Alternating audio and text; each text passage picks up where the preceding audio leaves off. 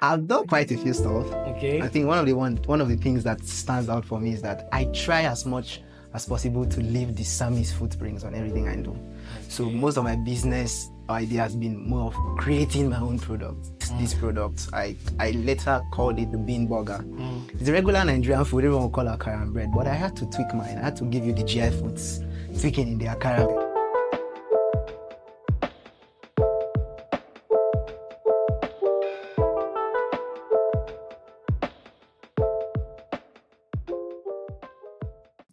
Hey guys, see today, this man we are meeting today, he don't owe me plenty things. He don't owe me, but as per say, I want to be a good person and all of that. I had to, carry my two left leg. No, I have two right. No, I have a right leg and a left leg. So that's it. Let's meet the person already. Guy, how far now? How far you now? How far you now? I did. You did lie. You did. Yeah, introduce yourself, bro. Hi guys, my name is Samuel, and happen to be a chef, an entrepreneur, and also a student. So yeah, that's me basically. Bro, sweet. It's like I'm speaking too much English, but well, I mean, you happen to be a chef. How many things are you, sir? You are like plenty things, and a student. How are you doing it? How are you mixing being an entrepreneur, a chef, and a student at the same time, bro?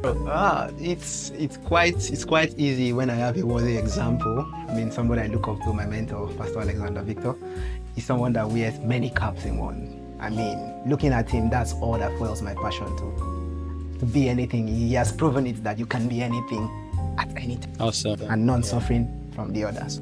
Okay, see, the thing is, guys, you guys are seeing kitchen in the background. This guy, instead of he say, wait, make I finish. Say, he'll give me food. So I'm going to eat the food. But you're a chef. How did that start? That journey, it goes all the way down. Yeah. Down since I was a child. I think I grew up literally around the kitchen. I grew up with my great-grandmom, all thanks to her. She literally taught me how to cook. She made me fall in love with cooking. And one of the catchy phrases you always use on me, I'll never forget it.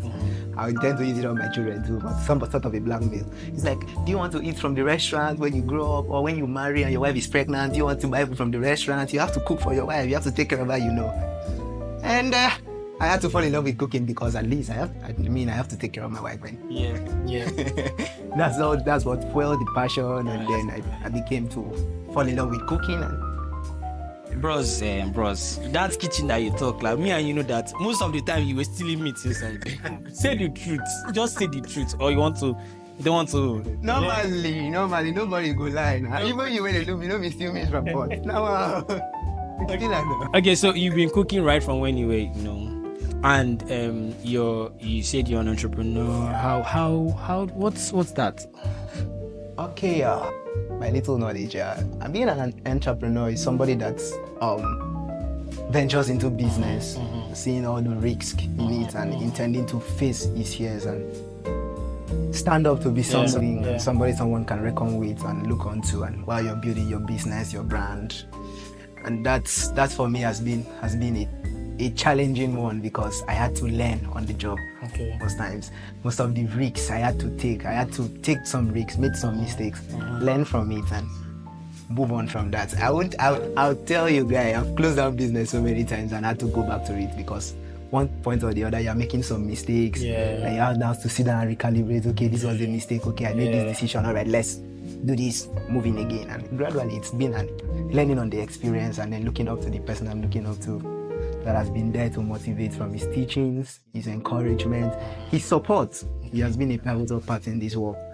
Yeah, that's okay. So you've been closing down business. What's business, sir?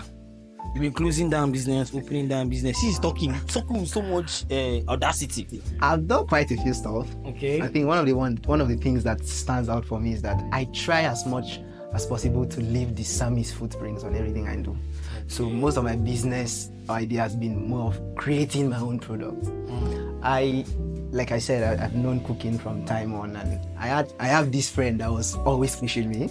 all thanks to him. He's being guilty now. He was pushing me, guy, you know this stuff. Come on, let's move on. Come on. I'm like, because it was the fear. What will people think? Sammy. But along the line, you had to sit down and recalibrate. And I came up with this product. I later called it the bean burger. It's a regular Nigerian food. Everyone will call akara and bread. But I had to tweak mine. I had to give you the GI foods tweaking in the akara. Branding. That's the best you would ever have in a long time. Word. And from there on, it went on from time to time, striving in the environment that people don't know these things. You have to push it to people. Yeah. I began to carve a niche for myself. I had people. Then with time, we had ventured into another product, which is the shawarma. And that's what has been keeping us going. Shawarma, we've been spectacular. People, I know I've made a lot of mistakes when I started making shawarma. Yeah. Still, all thanks to my mentor. He has always been there. When I made the first one, I gave him, he tested, he was like, hey, dude, this tastes like crap. Take this, take that. I went back in, I made it, I brought it by, like, okay, this is it, but this particular thing is missing. Yeah. And he suggested something, one of the most common spice, I won't mention so that you not get my what makes me me. Yeah, I will mention. Just one of the most common spices. He's like, how about you add a little of this? And that was what made it for me. Oh wow, really? Added that, and every feedback I'm getting from my shawarma is, dude, this is awesome. Where did you learn it from? And if I told somebody I learned from YouTube, I'd watched some videos on YouTube and decided to tweak, you won't believe it, but here am I and I'm making it. And then I stumbled on this client that said she does not eat shawarma, and I'm like, what's up? What's the thing for you? I don't like the whole salad thing, the cream thing. I'm like, okay. I went back and I had to think, what else could we tweak for a shawarma? And then I'm like, there's chocolate, right? Yeah. Ma, do you love chocolate? She said, yeah, I do love chocolate. How about I make shawarma for you with chocolate? I had to sit down and crack my head on how to go about that, and then came up with chocolate shawarma, and she loved it. Started recommending me until one of the times I was at the shop and this young man stops by. I'm like, what's chocolate shawarma? I'm like, this is it, I'll make it for you. The dude was with his friend. These guys literally finished the chocolate shawarma, licked their finger, resisted to get water to wash his hands. And he wants to keep the smell until he gets back home. Nice. And from there, that's how my referral has gone. And that's my product here, chocolate shawarma. And that's something I've carved a niche for. I mean, you won't find it anywhere. Okay. GI food, yeah. GI food. So wait, how are you doing all of these things and you're still a student? Because I know you're a student. Because aside the fact that you said you're a student, I know you're a student. I've known you for a few years now, and you're a student. How are you doing it really? Because first of all, doing business on its own is a lot of stress.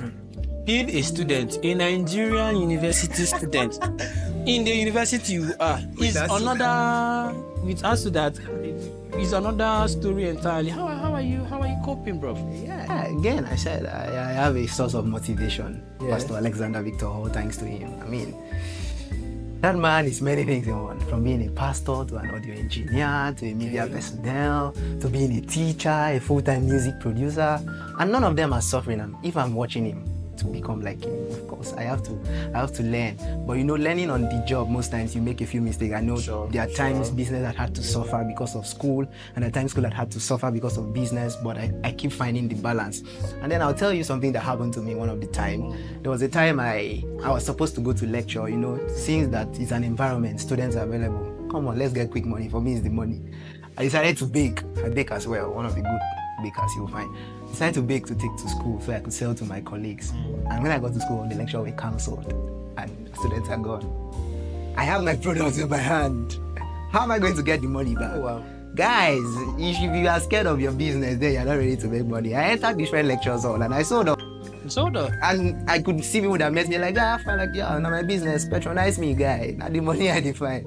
And I sold off and I walked out, and I didn't wear it because that's my business. If I don't carry it on my head, who will? I mean, so that has been there. There's been the balancing, okay. So the measure that this does not affect academics, I can focus on business. Okay. Once it's time to focus, okay, let my customers know, okay, for a certain time, let's have a time so that we're still chasing the degree in Nigeria, hoping for the best, hoping for the best while expecting what they give it to us. Yeah. Okay, it's awesome having to have this conversation with you, you know, because you're a young person, you're a student, you're a business person, you're all of these things in Nigeria, and you have peers, right? People that you grew up with, and I know you would see yourself when you see them, and there's a huge difference. Now, would you do anything differently from what you did to this point in time? Doing anything differently from what I did. First thing, I've learned to keep my circle small, because as the saying goes, showing me your friend and I'll tell you who you are. The people around me have to affect me positively. Yeah. Because it is in the mindset that life is run. Yeah. So if you have people that keeps giving you the negative vibes, cut it off. If you want to cut you off, cut the person off. Cut it off and focus on the people that encourages your growth and passion. For me, the goal is to be more consistent, like my mentor. I learned consistency from him.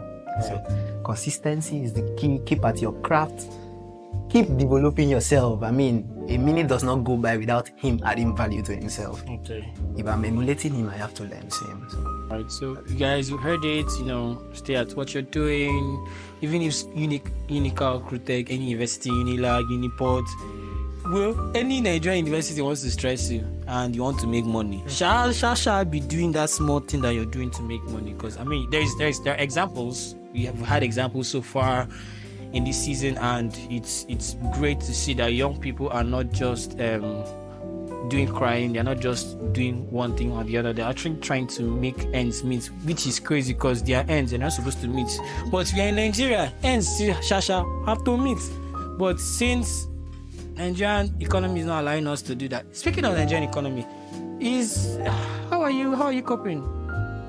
Dude, I mean, the rate of change of the dollar to naira affects the market. But why? Hugely. I still don't know.